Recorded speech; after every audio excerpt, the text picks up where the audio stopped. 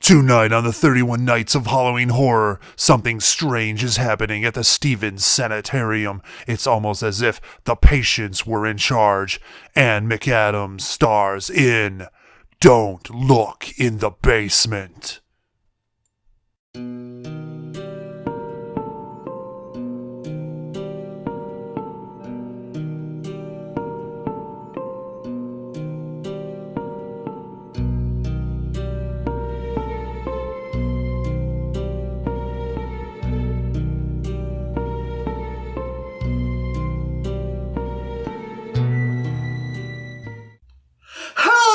And welcome to another episode of the 31 Nights of Halloween Horror, Unchained from the Content Nazis. Yes, episode number 8, episode 8. Oh, 8 is great.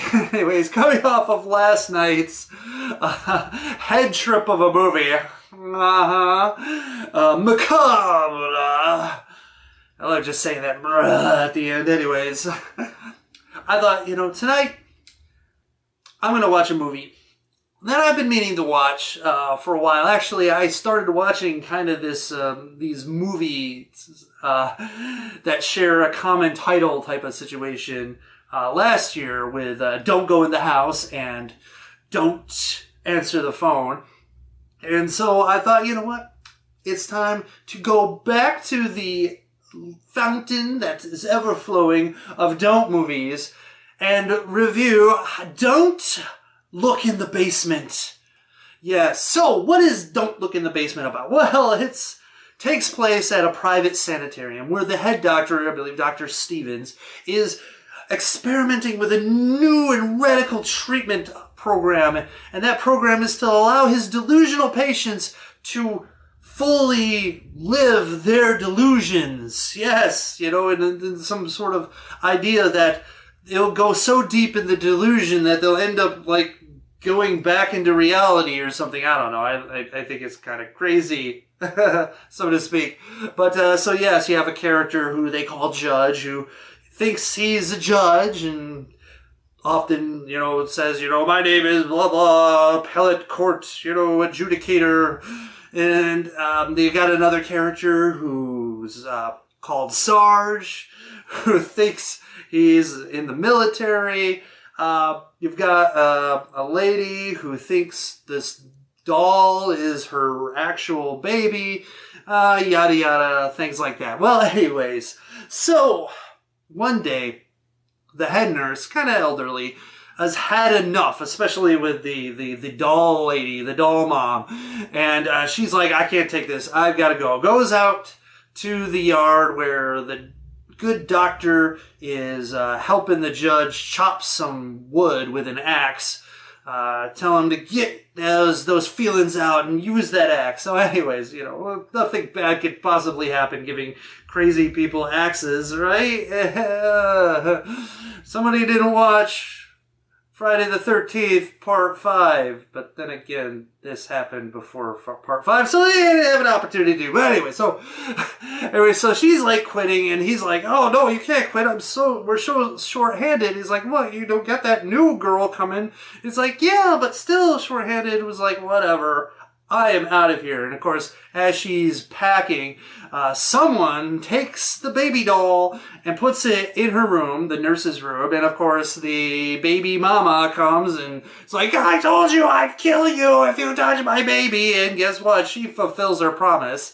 So you've got the head nurse dead.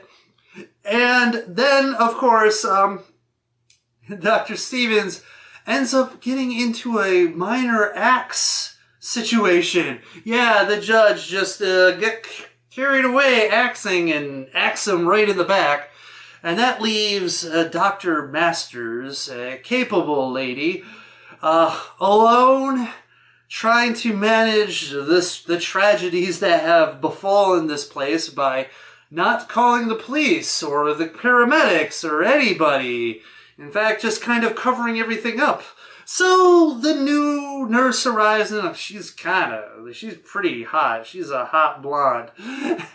And she's like, oh, I need this job. I sacrificed all this. And of course, Dr. Masters is like, I didn't hear anything about you, and Dr. Stevens said nothing, and I'm busy here, and I can't just, have you around here and stuff like that, which is very odd because, you just lost 2 of your staff, and now, there was this complaints about being short-staffed, and now you've got new staff, and yet for some reason, you don't want her around. I don't know. But Dr. Masters relents, and they go about their busy work. And all of a sudden, the strange happenings start to occur, and questionable decisions are made, and then all of a sudden you realize that, this doctor, the head doctor, is allowing people, his patients, to fulfill their obsessions, I guess, their delusions, live them out. So is it possible that perhaps there's a patient who thinks they're a doctor and has been allowed to, wear the coat and act and help out like a doctor? And yes, that is the case. Spoiler alert, even though, come on, it's plain as day and telegraphed throughout this movie, that Dr. Masters is actually a patient, and she will do anything in her power to make sure that she is still in charge and can control, and a doctor. And if that means murder, well, you know what happens. Murder. So let's get to those scores. Violence and gore, 1.5 out of 5. Look, besides the beginning acting and a very bloody end, there really isn't a lot of violence to be had in this movie. So 1.5 out of 5. You get to see maybe a couple aftermaths, but really nothing too spectacular. So 1.5 out of 5. Shock value, I'm giving this a 2 out of 5 because, look, this movie doesn't have a lot of shocks and twists and turns. However, there are a few jump scares that just nail you because you are totally not, expecting them. I mean, there are some that you expect, but there are some that are just like, what the hell? And there's no cues or anything, which is brilliant in a way. So kudos to them for hitting me kind of hard in a couple of those scenes. So yeah, 2 out of 5. Acting. Oh, I'm sorry. Plot, my bad. Plot is 2 out of 5. Look, there's a lot of things that kind of go nonsensical in this movie. And, the whole idea of the insane people are running the asylum and someone getting trapped in there, not realizing what has happened is not necessarily the most original idea. And the movie kind of has a muddled sense to the storyline. And there's just things that just kind of make no sense. There's this big, thing going on with one of the characters, and he's trying to pass messages to the nurse, and it's when you get to the end, you're like, well, wait, why didn't you just do this? And it would have all been, solved or whatever. It just, so yeah, a bunch of weird things that don't make sense in this movie. So the plot gets a bit weak. 2 out of 5. Nudity? Oh, actually, now we're going to acting. Sorry. Man, I tell you, all these fly reviews sometimes. But okay, so acting, I am giving this actually a solid 3.5 out of 5. Look, there is some bad acting in here. Some of the people, they're like, yeah, just act crazy. And they're like, ooh, I'm crazy, ooh, and stuff like that.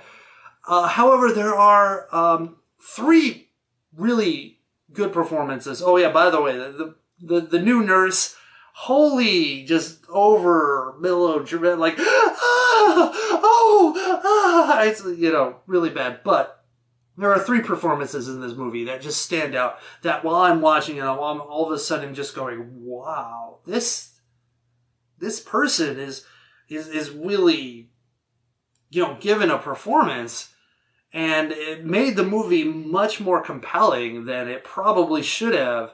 The guy who plays the judge, there's a scene where he kind of almost gets a realization that he acts, he put an acts into the doctor, and you could just see the emotion in his eyes and and the walls crumbling down in his mind, and it's like, wow, this is actually like really good. And another performance is Dr. Masters, the fake doctor, how she just, she commands authority, and and doesn't act really crazy, but acts like an authority figure who's trying to keep everything together in the sanitarium after the losses they experienced. And you can watch her performance slowly turn into that desperation that she needs to she needs to maintain this charade. She needs to maintain control, and how her character just turns, just like a crescendo until the end, where she's just I am in charge here. No one can question my authority and all this stuff. And I found her performance to be super oddly compelling. And then there's the guy who, for some reason, I guess he had a lobotomy, and now he's got the mentality of a child. His performance, I thought, was really great, especially at the end.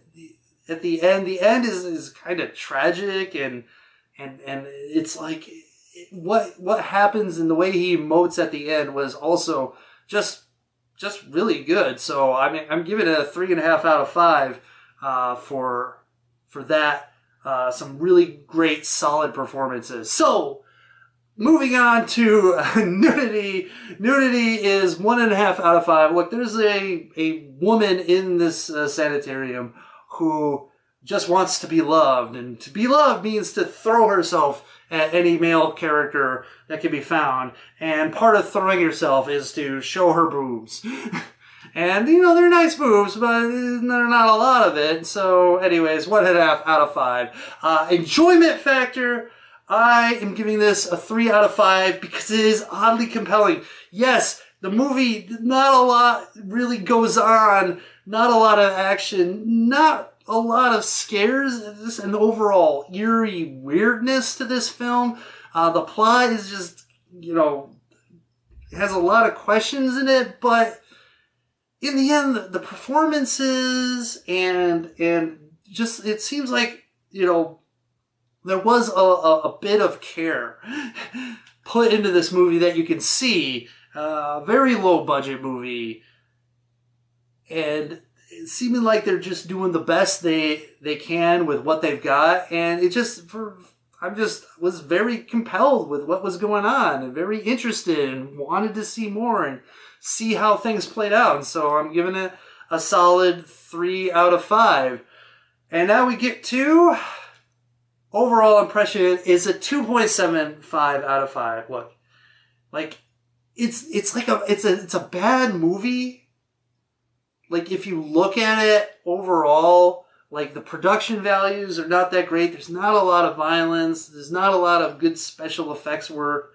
The acting overall is not the greatest. The plot is just a little bit like nonsensical in some aspects, and yet you're like you're kind of pulled into this a little bit, and so I don't know. I have to give it just a little bit above an average score because of that. So that averages out to, I believe, a 2.3 out of 5. Unfortunately, my notes just disappeared on my screen here.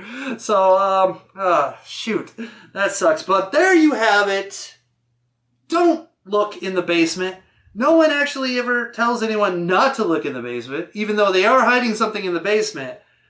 And it makes no sense that, things go the way they go. Nobody actually goes into the basement until the end. But then at that point, they're already in danger of dying anyways. So it wasn't like, someone just looked in the basement, time to kill them. So I don't know, one of those things that you just name it to cash in on the don't craze, I guess. I don't know. But that's it. Tell me what you think. Have you seen Don't Look in the Basement? Am I right? Or am I wrong? Is it just completely trash? And I am seeing way too much into this movie than I should be. I don't know. But that is it. Another episode of the 31 Nights of Halloween Horror has come to an end, and I will see you tomorrow night with another movie. And until then, Internet, stay scary and don't look in the basement. Rah!